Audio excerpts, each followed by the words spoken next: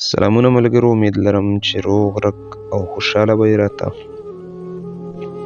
د ورکه لاليه هیر مې نه یې.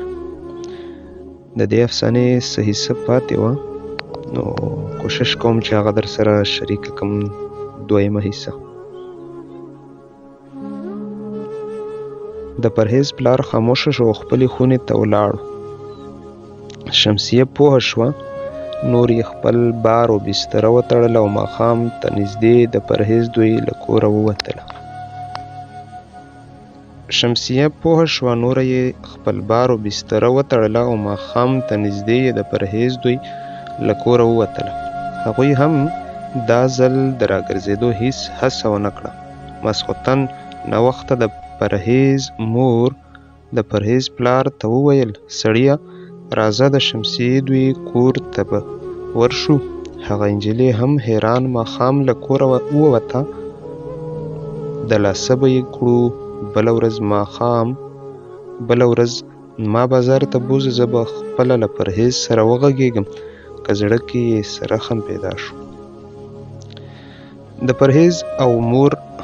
د پرهیز پلار او مور روان شو او ناوخته هلته ورسېدل. د شمسي مور پلار حیران شو او پوښتنه یې ترې وکړه چې ناوخته مو راپېښه وکړه، خدای دې خیر کړي. د پرهیز مور پلار سمدلاسه پوه شول چې شمسیه رښتیا هم د پلار کور ته نه ده راغلې. د شمسي مور چای تیاراوه چې د پرهیز پلار د شمسي پلار ته ټوله خبره واوروله. دوی ډېر جګرخونه شو او پرېکړه یې وکړه چې د شمسي مور به نه خبروي، ځکه د شمسي مور د فشار تکلیف لري. خو دوی ټولو خفګان او جګرخوني د شمسي مور شکمنه کړه او بار یې له دوی وپوښتل چې کیسه څه ده. د شمسي مور ډېر تلاش وکړ، خو دوی ورته خبره ونه کړه. یو ځل یې د پرهیز مور ته وویل: ته صبر، زه شمسي ته څوک واستوم. هغه یې به حتما خبروي، تر څو مې پوهه کړي چې څه کیسه ده. تاسو خو هسې هم حال نه راته وایي. د شمسي مور شکمنه شوه او ویې ویل چې هر څه دي، خو په شمسي لور دي، ځکه د هغې احوال ولې نه راځي. دوی ټولو ډاډ ورکوو چې نه هغه کور وه او هیڅ مسله ورته نشته. د شمسي مور چادرې راواخیسته او ویې ویل: سمه خبره راته وکړئ، ګنې اوس په دا توره شپه د شمسي خواته درومم. د پرهیز مور ورته خبره وکړه. د شمسي مور په چغو وژړل او حتی ګاونډیان یې چغې واورېدې. او اوس خلک خبر شول او باید شمسیه پیدا کړي چې چیرې ولاړه.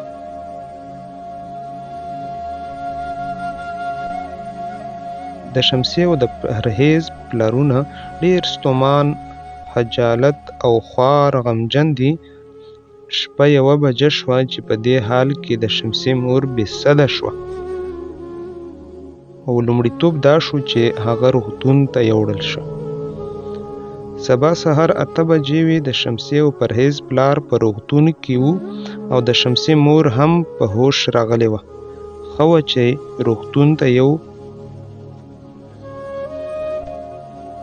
روغتون ته یو امبولانس موټر راننوتو او پسې ډېر خلک هم راننوتل چې کوم څوک مړ دي. د خلکو ګڼه ګوڼه زیاته شوه او ګنګوسې شوه چې په سیند کې د کومې نجلۍ مړ جسد پیدا شو.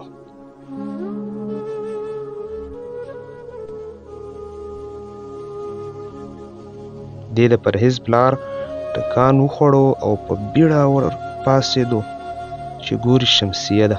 د شمسي پلار خبر شو، په چغو یې وژړل او ویل یې: کاش ستا پر ځای زه مړ وی. دوی نه غوښتل د شمسي مور خبره کړي، خو د شمسي مور له نرسې پوښتنه وکړه: بیرون د بیړ باړ د څه دی؟ نرسې ورته موضوع تشریح کړه او هغه لیک یې هم ور ښکاره کړ. او هغه لیک یې هم ورښکاره کړو کوم چې پرهیز شمسي ته راستولی و. دا چې د شمسي لیک لوست نه و زده نو دا معلومه نه شوه چې هماغه لیک پر شا یې پر چا لیکلی و. چې ګرانه پرهیز جانه مننه ستا لیک راورسېدو او زما ځواب به هم حتما در ورسېږي. خوښ ژوند ولرئ. د نرسې د لیک په پای کې د شمسي مور باندې 3 ځل غږ وکړو خو هغه او شمسیه دواړه د یوې لارې ملګرې وي.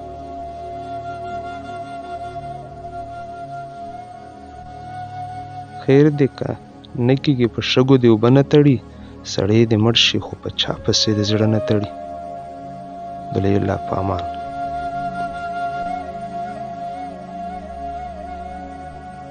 دا وه د نن ورځې خپرونه ملګرو چې تر تاسو سره مې شریکه کړه او تر بلې خپرونې بلې افسانې ماله اجازت راکړي. د لوی الله په امان.